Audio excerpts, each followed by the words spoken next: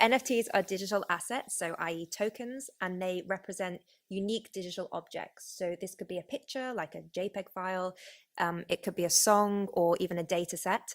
And they can also represent unique real world objects. So think like a designer handbag or a property deed. So NFTs are stored on a blockchain ledger and they can be bought or sold.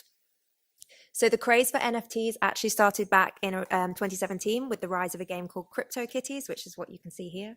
And these were little cartoon kittens that you could collect, you could trade, sell, and even breed. So each kitten is a visual representation of an Ethereum token. And the key thing about them is that no two kittens are the same. And this is because they're built using an Ethereum token standard known as ERC-721. So this standard is one of the very first examples of a non-fungible token, meaning each one of them is completely unique. Now, within a few weeks of launching, some of these were selling for hundreds of thousands of dollars.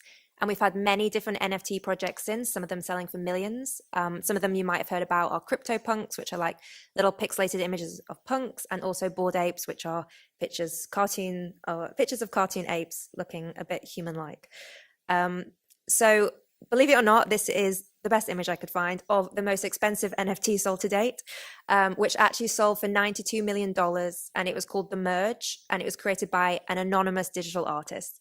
And part of the reason why it reached such a high price was because it was actually sold in multiple units, which were called mass. And then it was kind of pieced together to form a bigger NFT. So it used to be the case that like an NFT just representing a picture like a JPEG was really all you needed for people to be interested and buy into it. But what's happening now is buyers and investors are looking for teams and projects who are going to deliver roadmaps for years to come. So for example, NFTs these days might give you membership to clubs, access to events, and also functionality within metaverse worlds as well. And some NFTs have also been used for crowdfunding public goods. An example here is Save Thousands of Lives, which sold for $4.5 million, and profits were allocated to the organization's program, which was aimed at saving newborn lives in South Asia. NFTs are also being used to fund the war effort in Ukraine as well. So for example, Ukraine's selling a timeline of the Russian invasion as an NFT, and the proceeds are going to go towards Ukraine's army and citizens. As of March the 9th, Ukraine's actually received close to $100 million worth of crypto donations. And that's according to Alex Bornikov, who's Ukraine's deputy minister at the Ministry of Digital Transformation.